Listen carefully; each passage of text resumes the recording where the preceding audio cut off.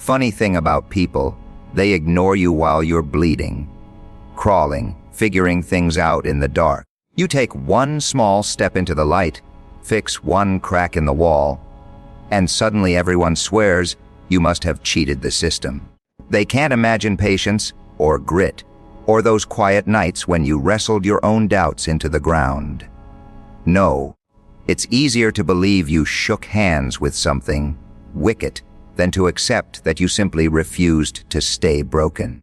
The world loves a neat story, rise too fast, and you're a fraud, smile too wide, and you're hiding fangs. Succeed once and you must have sold your soul wholesale. Because if your climb is real, if your little victory is honest, then all their excuses start to rot. And nothing terrifies comfortable minds more than proof that change doesn't need permission, luck, or dark magic, just a stubborn heart that kept moving when everyone else decided the fall was final. People have a strange way of measuring effort. When you struggle for years, scraping by with scraped knuckles and sleepless eyes, they call it normal, expected, almost invisible. But the moment one tiny thing goes right, one crack in the ceiling lets a sliver of light through, they start whispering like you pulled a trick. Like you slipped past some sacred rule everyone else was too honest to break. They didn't see the rehearsals of failure, the plans that fell apart before sunrise, the days you wore the same disappointment like a uniform and still showed up. All they see is the result, polished by distance, stripped of the mess that made it. And since they never walked through that mess with you, they invent a shortcut you must have taken. Because if your progress is real, then their stillness becomes a choice. It's uncomfortable to admit someone climbed out with bare hands while you kept waiting for an elevator. So they dress your effort in suspicion. They call discipline obsession, call sacrifice manipulation, call persistence some kind of hidden advantage. Anything to avoid the simpler truth that you kept moving while they kept explaining why movement was impossible. A small win is dangerous like that. It ruins the stories people tell themselves to stay warm inside their cages. If you, of all people, can change one piece of your life, then the locks on their doors start to look rusted, not reinforced. And rust means responsibility. Responsibility means there was never a monster guarding the gate, only fear sitting in the guard's chair, pretending to be fate, so they laugh it off, or frown at it, or twist it into something dark and convenient. Nobody gets that without bending the rules. Nobody rises without pushing someone else down. Nobody fixes anything without breaking something worse. They say it with the confidence of people who've never tested their own limits, like judges presiding over a trial they're too afraid to attend. Your little victory becomes their favorite conspiracy. They dissect it, poke at it, demand to know what you traded away to get it. As if honest effort is too boring to explain success. As if quiet resilience is less believable than secret deals and shadowy favors. It's not really about you. You're just the mirror they didn't ask to look into, reflecting a version of themselves that could have tried harder, risked more, endured longer. And mirrors are offensive when they tell the truth. So they fog the glass, smear it with doubt. Call your progress luck so they can keep calling their stagnation patience. Call your change a fluke so they can keep calling their fear wisdom. Every step you take forward forces them to rewrite the excuses they memorized, and most people would rather accuse you of cheating than admit they've been standing still on purpose. That's why the smallest success feels so loud to them. It echoes through every reason they ever gave for not beginning. It rattles the careful balance of someday and not yet. They built to avoid the terror of now. You didn't just improve your situation. You disrupted their alibi. And when an alibi starts to crumble, people don't investigate themselves first. They investigate the person who made the lie harder to believe. circling your one honest step like it must hide 1,000 dishonest ones. Because accepting that a little bit of stubborn effort can move mountains would mean admitting the mountain was never chained to the ground in the first place, only waiting for someone reckless enough to start digging without permission, without applause, without guarantees. And if folks are standing in wait, suddenly we're told that somebody is never going to come. Decided isn't time to come to a prime moment that somebody decided to come. The kind of a problem that excuses can't quietly survive when the dragons and forces explain why they deserve to. Or small instances, there will be a war path, total muscle everywhere past them, and they kept to justify and whenever the world was in mail in the zero and justify they were all left to move ahead with the ball, or if the one they side with their own clue, when they dropped how the company they trapped down, like all the in case of the ocean, when they won the order of down there, so he and wasn't there,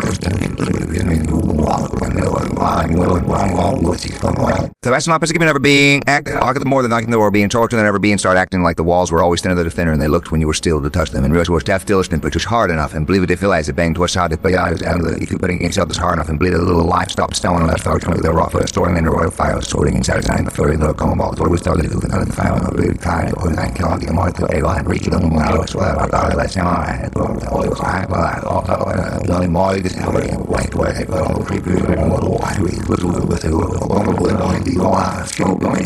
waiting to be used. Comfort has a soft voice and a heavy hand. It tells people they're fine exactly where they are. That stillness is safety and repetition is wisdom. Wrap yourself in routine, it whispers, and nothing can hurt you except the slow, invisible decay of never becoming anything more than yesterday with a different date stamped on it. Most people listen. They build padded rooms out of habits and call them homes.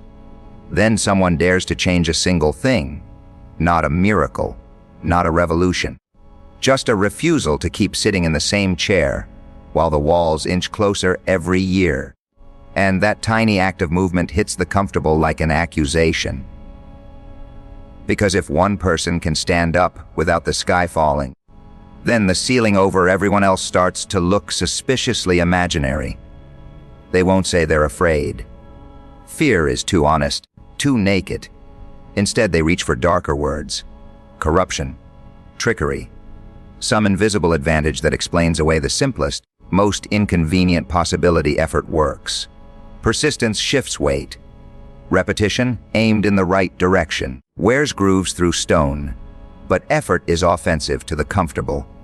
It exposes the lie that nothing ever changes.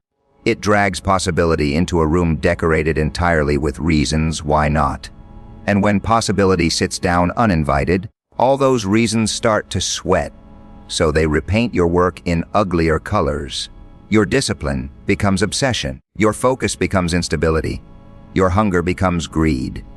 They say you pushed too hard, reached too far.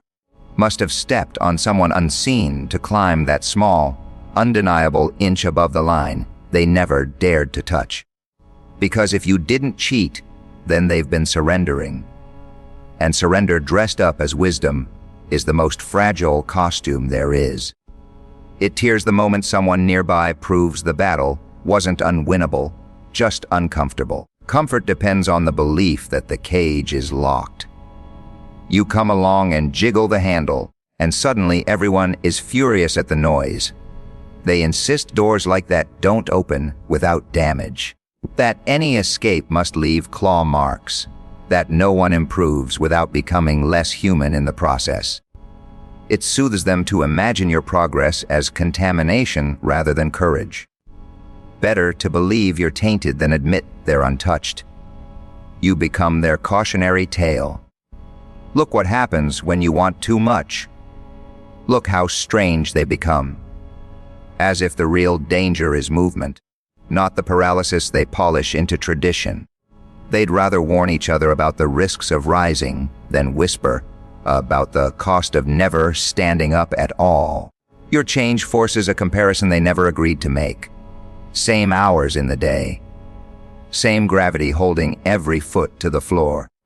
Same fragile bones and stubborn heartbeat. If you can bend your life an inch away from the script, then the script loses its authority over everyone watching. That loss of authority feels like an attack. So they defend themselves by attacking your motives. No one sweats this much without hiding something. No one smiles after failing that often unless the failures were staged. No one keeps trying unless there's a secret safety net tucked just out of sight. They build conspiracies out of your consistency because randomness would be kinder to their beliefs. Comfort needs heroes to fail quietly and loudly, but never to persist. Failure confirms the story that trying is dangerous. Persistence rewrites the story into something far more unsettling. Trying is contagious. One stubborn act makes the next one easier to imagine. One visible change turns excuses brittle, and brittle things shatter when touched. That's why your smallest effort looks so sinister to those wrapped in softness. It threatens the bargain they made with their own inertia, the agreement to trade possibility for predictability and call it maturity. If your work is honest, then their rest is a decision. If your progress is earned, then their waiting is a choice repeated every morning they wake up and decide that safety tastes sweeter than growth. So they crown your sweat with shadows and your patience with suspicion, because admitting that nothing supernatural carried you forward would mean accepting that the same ordinary, aching muscles they use to hold themselves still could just as easily pull them into motion. And that realization prowls around the edges of their calm, like a stray thought they keep trying to starve, knowing that if it ever gets fed it will grow teeth, and once it grows teeth it will start chewing through every gentle lie they've told themselves about why the door must stay closed, and why the chair must never be abandoned, and why anyone who stands up must have first become something dangerous and to blame instead of something determined instead of something determined enough to follow.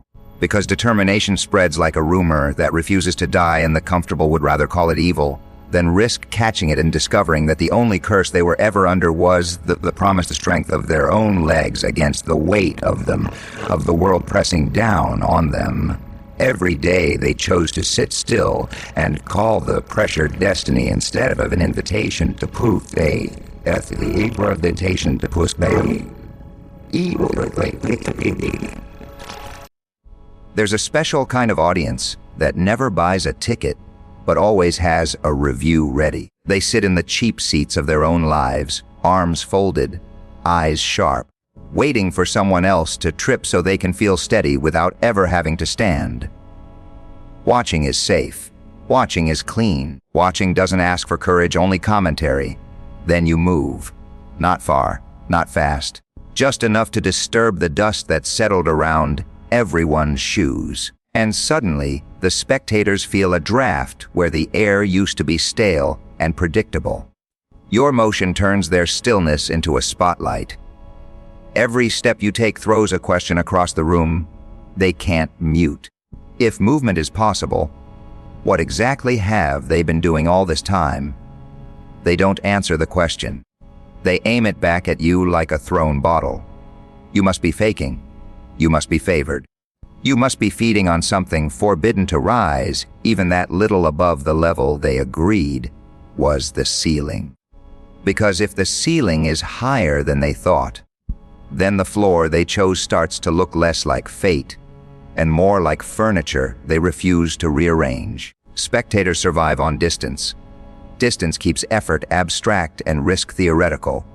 From far enough away, every climb looks like a trick of the light. Every bruise looks cosmetic. Every gain looks unearned because the work that forged it happened out of their line of sight. They mistake absence of evidence for evidence of absence and call their blindness insight. Your progress ruins the view. It forces them to lean forward, to squint, to confront details they preferred to blur. The shaking hands, the repeated attempts, the humiliation swallowed and tried again. Up close, the magic dissolves into muscle and will, and that's a dangerous revelation for anyone who built an identity on explaining why muscles and will were never enough. So they heckle, not with rotten fruit but with polished doubt. It won't last. They change too much.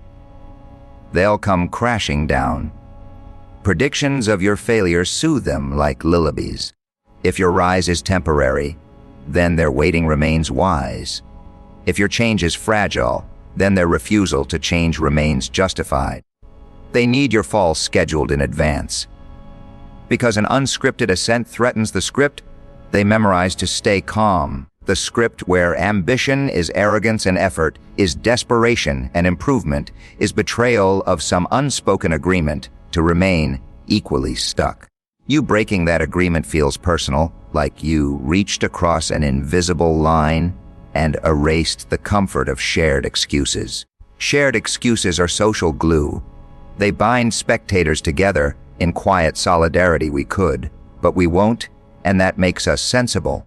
You step outside that circle, and suddenly their unity cracks. Your action suggests that the price of trying might be high but payable. And once a single person proves the currency exists, everyone else has to admit they've been hoarding fear and calling it prudence. They watch harder. Every stumble you make becomes proof they were right to stay seated. Every delay becomes confirmation that the path is poisoned. They catalog your imperfections with forensic devotion, hoping to build a case strong enough to keep their own feet nailed to the floor. But your small victories keep interrupting the trial. A finished task, a new skill, a quiet improvement that refuses to ask permission before appearing. Each one lands like a gavel strike against their comfortable verdict that nothing meaningful ever changes without catastrophe. You keep presenting evidence that growth can be incremental, human, almost boring in its honesty, and that banality is what terrifies them most because it suggests they never needed a miracle, only momentum.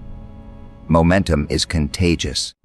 It hums under the skin of anyone who watches. Long enough, even the loudest critic feels it vibrating in their bones. A rhythm that says move, try, reach, risk. To silence that rhythm, they turn you into an exception, a fluke, a story that cannot be repeated by ordinary hands. If you're unique, they're safe. If you're singular, they're absolved. So they carve you into myth instead of admitting you're made of the same doubts and breath and stubborn tissue as they are.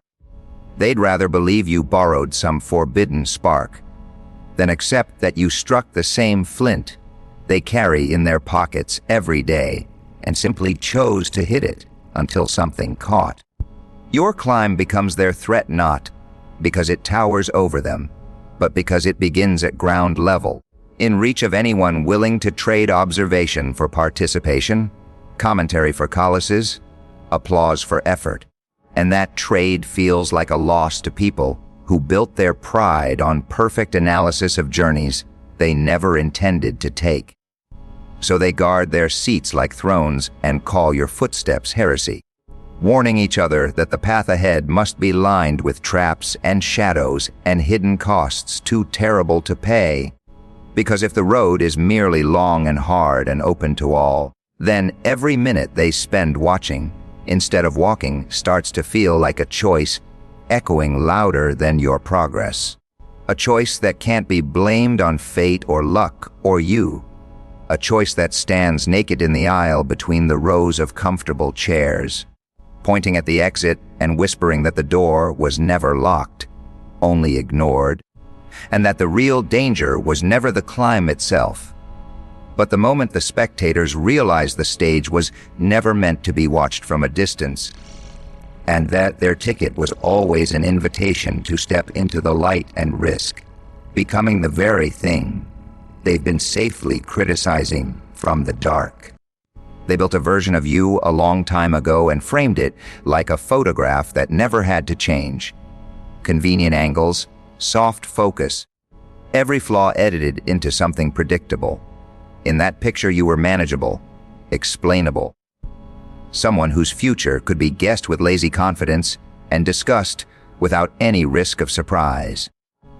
Then you took one step they didn't authorize. Not a leap across worlds, just a shift outside the border they drew around your name.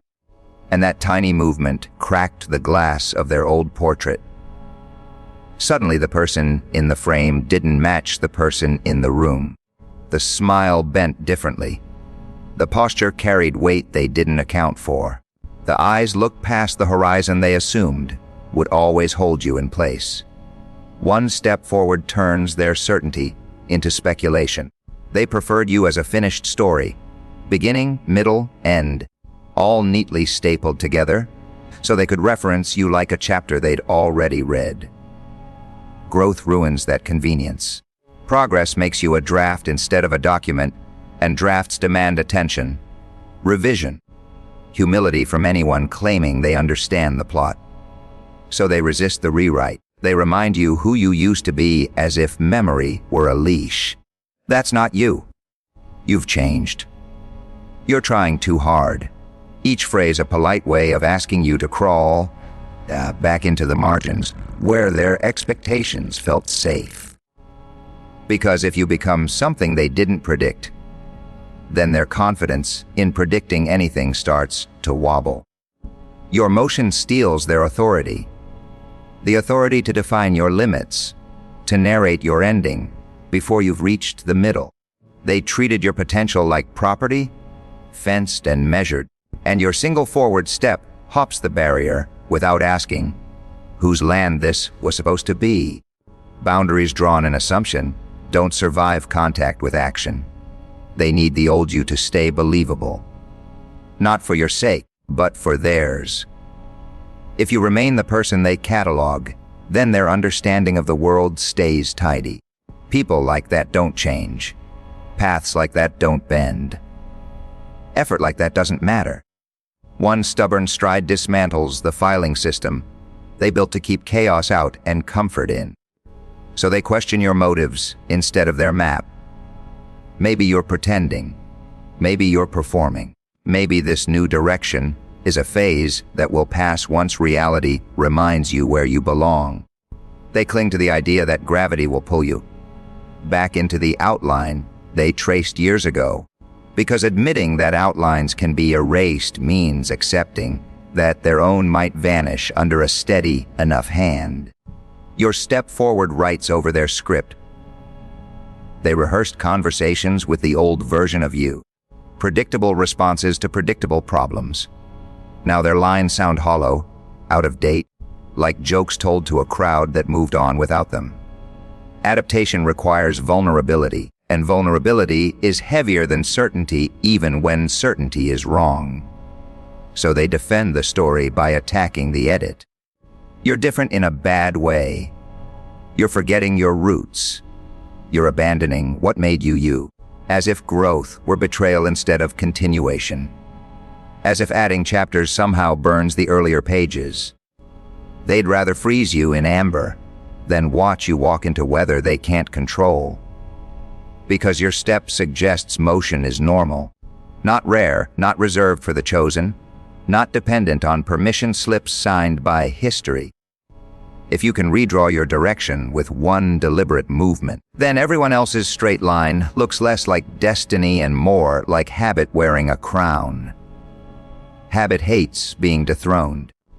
It whispers that change is disrespectful to the past, that improvement insults the version of you that survived without it. They echo that whisper, turning nostalgia into a cage with sentimental bars. Stay the same, they urge. Because the same is understandable, and understanding feels like ownership. But your step refuses ownership. It says you are not a relic preserved for their reference. You are not a role cast once and performed forever. You are a process, loud and inconvenient, shedding definitions, the way a storm sheds leaves from trees that thought autumn would never come again. One step is enough to make them squint at the horizon. If you can move once, you can move again. If the line shifts today, it might vanish tomorrow. Their neat predictions dissolve into probabilities, and probabilities demand participation instead of observation. They would rather accuse you of abandoning your nature than admit that nature was never meant to sit still. So they tighten their grip on the frame while you step out of it, insisting the picture was truer than the person, warning that the world beyond the border is dangerous, unforgiving, unnatural. Because if you keep walking and nothing monstrous swallows you whole, then the only thing that truly dies is the story they told about you to keep their own lives comfortably mapped. And without that story, their compass spins, their landmarks blur, and the unsettling possibility emerges that identity is not a cage to defend, but a direction to choose again and again, with each small stride tearing another corner off the old portrait, until all that remains is scattered glass at their feet and an open road ahead of you that refuses to fit inside any frame they try to hold up against it. They love a hidden puppet master, an unseen hand pulling strings, arranging victories in the dark, while the rest of the world stumbles honestly in the light. It comforts them to believe every breakthrough is backed by some secret pact, some whispered agreement traded behind closed doors where ordinary people are never invited. Because secrets explain away sweat. If your progress is orchestrated, then their stillness is justified. If someone lifted you, then nothing requires them to stand. The idea that persistence alone could tilt the scales feels almost insulting to anyone who spent years polishing reasons to remain exactly where they began. So they search for your invisible accomplice, a mentor too powerful, a contact too connected, a shortcut too convenient. They inventory your life like detectives at a crime scene, convinced that honest effort leaves no fingerprints. Every early morning you endured becomes a suspicious absence. Every late night you survive becomes a gap in the alibi. They prefer conspiracy to consistency. Consistency is boring, repeatable, dangerously accessible. Anyone could try again tomorrow. Anyone could wake up earlier, practice longer, fail louder, and return anyway. Conspiracy, on the other hand, is exclusive. It locks progress behind doors marked, "Not for you," turning your climb into a privilege they never had to pursue. So they rewrite your persistence as plotting. You didn't keep going, you calculated. You didn't endure, you engineered. Your patience becomes manipulation, your discipline becomes design. They drain the humanity out of your effort and replace it with machinery, gears turning in shadows so they never have to admit that flesh and doubt and stubborn will were enough. Because if flesh and doubt were enough, excuses would starve. Excuses need complexity to survive. They feed on the belief that success requires rare ingredients mixed in forbidden rooms. Tell them the recipe is repetition and resilience, and they taste the bitter truth that their pantry has been full the entire time. That's why they talk about deals instead of days. Deals happen once, days happen every morning. A deal is dramatic, cinematic, something bestowed in an instant. Days are slow, tedious, available to anyone willing to endure them without applause. Your growth threatens to demystify the miracle, and demystified miracles look suspiciously like work. Work terrifies the comfortable imagination. Not the idea of work, but the proof of it. The kind that stacks quietly, brick by brick, until a wall appears where empty space used to be. They would rather believe you found a hidden door than admit you built a staircase out of repetition no one bothered to notice while it was under construction. So they crown your journey with shadows. They hint at bargains, at costs paid in secret, at something you must have surrendered to rise.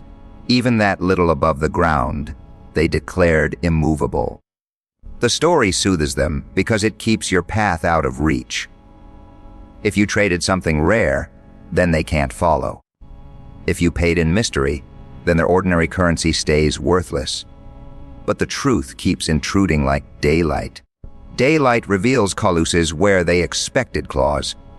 It shows notebooks filled with attempts instead of contracts signed in blood. It illuminates the unromantic rhythm of trying, failing, adjusting. Trying again until improvement stops asking for permission and starts taking up space.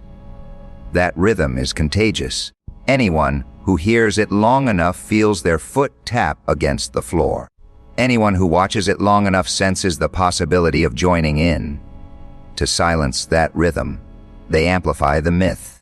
Louder whispers of hidden help, darker suggestions of unfair advantage. Anything to drown out the steady beat of effort, proving itself sufficient. They need your progress to be unnatural, because natural progress implies natural potential, and natural potential belongs to everyone. If your rise is human, then their fall is chosen. If your gains are earned, then their losses are negotiable. The myth of a secret deal protects them from the terrifying equality of opportunity measured, not in gifts, but in grit. So they cling to the fantasy of strings and shadows while you stand in plain sight, breathing hard, hands raw, steps imperfect, but undeniably yours. And every honest inch you claim tears another hole in the curtain they hide behind, letting in a wind that rattles the comfortable lies, arranged so carefully on their shelves, until the room fills with the noise of ordinary effort, doing extraordinary work, and the only magic left is the stubborn refusal to stop. A magic so simple it feels forbidden to those who promise themselves they would never attempt it, preferring to believe in dark bargains rather than admit that the real transaction was always transparent, paid in time and patience, and the quiet courage to continue without guarantees, without witnesses, without any secret at all beyond the decision to keep moving when standing still would have been easier to explain to everyone who needed your success to be impossible so their own inaction could keep masquerading as wisdom instead of what it truly was, a choice to sit beside the locked chest of their own potential and invent stories about demons, guarding the key rather than risk discovering it was warm in their pocket the entire time. Nothing unsettles a stagnant room more than the sound of someone rearranging their life. Chairs scrape. Dust lifts. The old layout, memorized and unquestioned, suddenly looks temporary. You shift one piece and the whole space feels different, not because the walls moved, but because the illusion of permanence cracked. Your growth does that to people. They built their sense of self on the assumption that you would stay the same height forever. Same reach, same limits, same predictable arc bending back toward the place you started. When you stretch beyond that outline, their own shape starts to feel negotiable.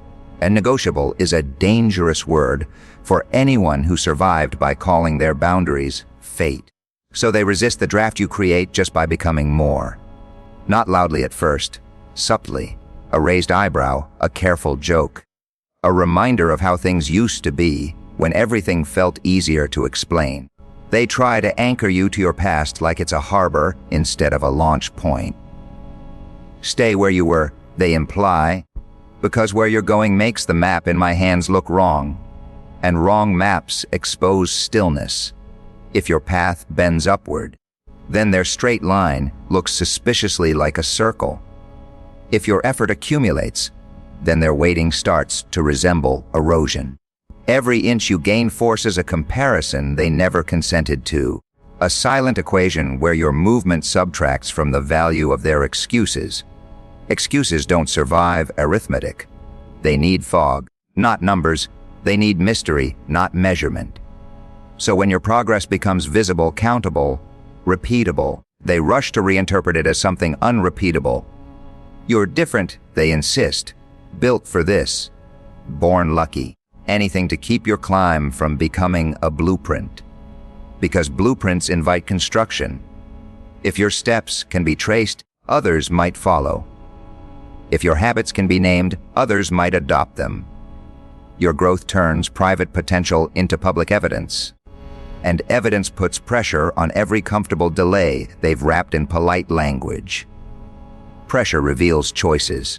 They called it timing, but it was hesitation. They called it realism, but it was retreat. They called it patience, but it was fear dressed in calm colors. Your change peels the paint off those words until the grain underneath reads simply, not yet. Not to not me your ass and asks why not. Not with accusations, not with speeches, just with the quiet fact of improvement standing where stagnation expected nothing to appear. That question echoes through their routines, tapping at the glass of habits they thought were soundproof. Each repetition of your effort knocks a little louder. Some answer by turning away. Others answer by trying to pull you back, reminding you of risks, of failures, of the comfortable gravity that once held you beside them. They mistake shared stillness for loyalty. They mistake your movement for abandonment, as if growing were an insult to anyone who preferred to remain unchanged. But growth is a mirror that refuses to flatter. It reflects possibilities they carefully avoided seeing. Your new strength outlines the shape of theirs left unused. Your discipline sketches the silhouette of routines they never built. You don't accuse them, you reveal them. And revelation feels harsher than judgment to anyone invested in remaining undiscovered. So they brand your progress as pressure instead of invitation. They say you're making others feel small, as if shrinking were your intention rather than their interpretation. They claim your ambition casts shadows, ignoring the light that created them. It's easier to dim the lamp than admit the room could be brighter for everyone willing to open their eyes. Yet the lamp keeps burning. Each habit you keep, each attempt you repeat, each fear you outlast feeds a steady glow that seeps under doors they swore were sealed. The light outlines handles, it traces hinges. It suggests exits and entrances where blank walls once stood unquestioned. And that suggestion is intolerable to anyone who signed a truce with their limits and called it peace. Because if your continued motion proves the truce was optional, then their surrender becomes visible as a decision made daily rather than a destiny imposed once. And visible decisions can be changed, revised, overturned by the same ordinary courage they've been insisting was extraordinary, leaving them face to face with the unnerving truth that your growth is not a curse upon them, but a demonstration beside them. Not a judgment passed down, but a door held open. Not a thread in the dark, but a hand on the latch showing that movement is possible without magic, without permission, without any deal beyond the quiet agreement you made with yourself to keep stepping forward while the echoes of their certainty fade behind you, and the open space ahead keeps widening with every breath you choose to take outside the narrow story that once fit you perfectly, and now tears at the seams the more you becoming someone. You refuse to stop becoming someone larger than the limits they mistook for the safe one, larger than the limits they separated from your larger than the limits they mistook for the soul, your soul.